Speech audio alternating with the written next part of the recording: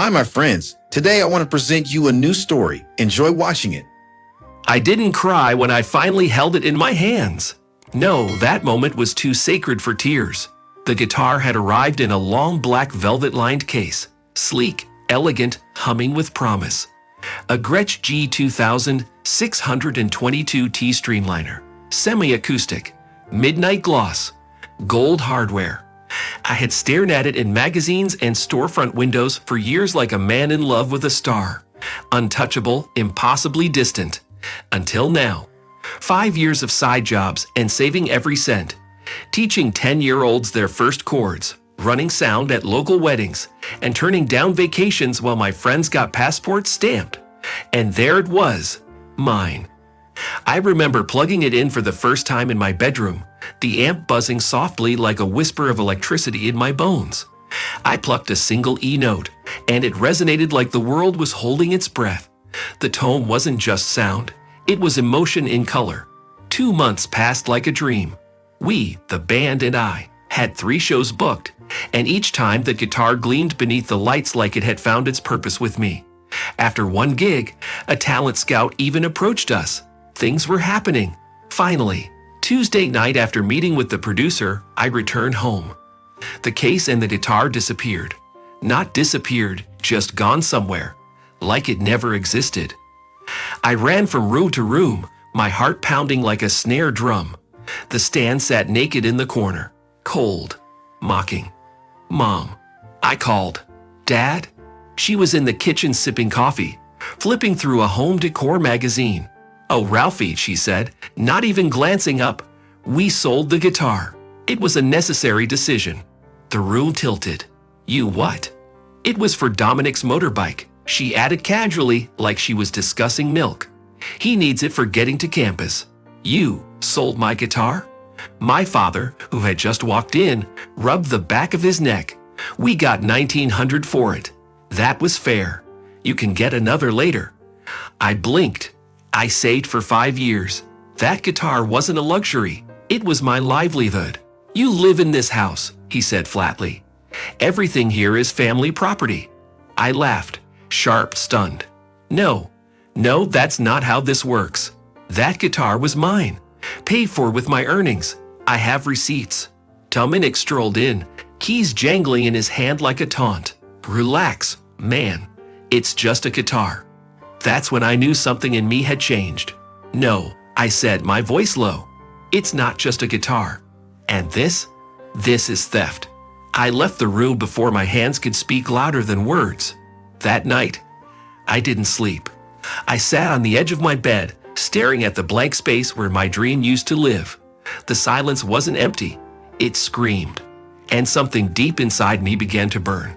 I found him in the garage, bent over his brand new bike like it was some holy artifact. Chrome polished, seat gleaming, the engine still smelling like showroom pride. My guitar had bought that smell. Dominic looked up, eyes hidden behind mirrored sunglasses, chewing gum like it was a beat he invented. Check it out, he said, grinning. Isn't she beautiful? I walked up slowly. You used my guitar to pay for this. He didn't even blink. Mom and Dad sold it. Not me. Talk to them. But it was for you. He tilted his head. I needed it. You still got your other guitar, right? My other guitar, I repeated, stunned. The one with broken frets and a jack that cuts out mid-note? Still plays. That was it. I grabbed the bike keys from his hand. Hey, he snapped, lunging forward. Don't touch me, I warned. You had no right. They sold it, he growled. But you knew. And you said nothing. You watched me play gigs with that guitar. You saw how much it meant. He shrugged. It's just a thing. No, I said quietly. It was the thing. He reached for the keys again. I stepped back. You want it back? I said. Tell Mom and Dad to refund the exact amount you got from the pawn shop. Why are you being like this? He muttered. You're acting like a victim. Because I am one, Dominic. I dropped the keys on the cement floor between us. You don't get it, I continued. Every late night, every humiliating lesson, every dime I saved, I poured that into something that mattered. You traded it for 2 wheels and an engine. He scoffed.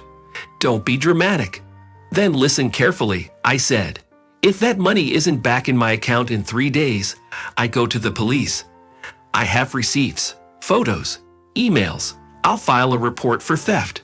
His gum froze mid-chew. You'd ruin Mom and Dad over a guitar. They already ruined themselves. I walked out, heart hammering like a kick drum, the smell of engine oil and betrayal chasing me down the driveway. I printed the receipts at dawn. My hands trembled slightly as the paper slid out of the printer, each line a reminder of what they thought they could erase. 5 years of deposits, the final payment, the guitar serial number, even the certificate of authenticity. Every document had my name. No room for debate, no loophole for sentiment. I placed the evidence into a blue folder and slid it into my backpack. The old guitar sat in the corner, strings slightly rusted, fret buzz on the fifth. It stared at me like a war veteran, wounded but still standing. I didn't touch it. At 9:03 a.m., I sat across from my parents at the dining room table. No music played, no coffee steamed, just silence, thick and watchful. I want the money back, I said. $1,900. You sold my property without consent. I have proof. My mother folded her arms. You live under this roof. Everything in this house is family property. No, I said, sliding the folder across the table. Read it. The guitar wasn't bought with your money. It wasn't registered under your name. This isn't family property. It's mine. My father didn't even glance at the papers.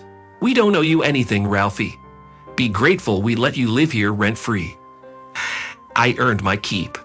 I paid for my own gear, my own clothes, even half the groceries last year. And I never signed over ownership of my possessions. He leaned forward. You threatening your own parents? I'm defending myself. My mother's eyes narrowed. What exactly do you plan to do? I've already spoken with a legal advisor. I lied, but convincingly. Next step is small claims court. I'm not bluffing. Dominic entered just then, helmet in hand. You're still crying about that guitar? I stood up. Don't talk to me. Oh, come on. I said don't. The room froze. My father clenched his jaw. My mother finally opened the folder. You'd sue us over this? She asked quietly. I'd rather not, but I will. This betrayal? It changed everything. She looked at the documents, pale now. My father's fist loosened. We'll get the money, she muttered, but don't think this won't come back to you. I nodded once. I'm counting on that. As I left the room, Dominic muttered, ungrateful jerk. I paused at the doorway. No, I said without turning. I'm just done being used. I didn't pack in boxes. I packed in silence. 3 days after they wired the money to my account, I stood in my room with garbage bags and a coiled sense of purpose. The posters came down first, peeling memories of concerts they never cared about. Then the amp, wrapped in the quilt my grandmother had made, the only thing in that house that ever felt like love. I unplugged the fridge. I'd bought it last year when theirs broke and they couldn't afford a new one. Now it hummed rebelliously in the hallway, waiting for me to claim it. You're taking the fridge? My mother asked from the doorway, arms crossed like always. I bought it. And the TV? I bought that too, same with the laptop. And the other TV in the den. You're gutting the house. I looked at her, expressionless. No, I'm taking back the pieces of me you thought you owned. She didn't answer. Dominic appeared behind her, slurping cereal from a mixing bowl. You're being so dramatic, dude. You'll be back. No, I said, shouldering my bag. I'm leaving the ghosts behind. My father didn't show. He hadn't spoken since the refund hit my account. Maybe he was ashamed. Maybe not. Maybe he just didn't care. By noon, the van was full. My fingers ached. My spine burned. But it was a clean pain, the kind that means you're moving forward. At the door, I paused. This house had raised me, fed me, ignored me, betrayed me. Now I was done with it. I shut the door behind me. No one followed. The new apartment was small, yes, but it echoed with something I hadn't heard in years. Peace. The walls were bare. The kitchen smelled like fresh paint and cheap detergent. My mattress lay on the floor. But in the corner, cradled in its velvet case, stood my new electric guitar. Midnight blue, chrome trim, untouched. Mine. I borrowed the missing money from my fellow musicians and bought back a guitar. My true friend who would never betray. I hadn't played it yet. Not until I was ready. 2 weeks after I moved in, Dominic called. "Hey," he muttered. "Mom says we should invite you for dinner. Make things normal again." I stared at the sunlight streaking across my dusty rug. "Why?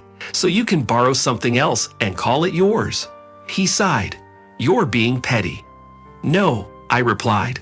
"I'm being free." I hung up. That night, I played. Fingers sliding, strings singing. I found the sound again. Not just music, but me. Every note was a release, every chord a scar healing. At midnight, I wrote a letter. Not to mail, but to finish it all. "I forgive you, but I don't trust you." There's a difference. I don't need you to understand. I just need space to be who I am. I burned it in the kitchen sink. Watched the words vanish in soft flame. 3 weeks later, my band booked a downtown gig. I stepped on stage with that blue guitar, heart pounding like thunder. The crowd roared. I looked up. In the back row, my parents stood stiffly, arms crossed. I closed my eyes, struck the first chord, and it was louder than betrayal. It was final. Friends, what do you think of this story? Write your opinion in the comments. Would you like more stories?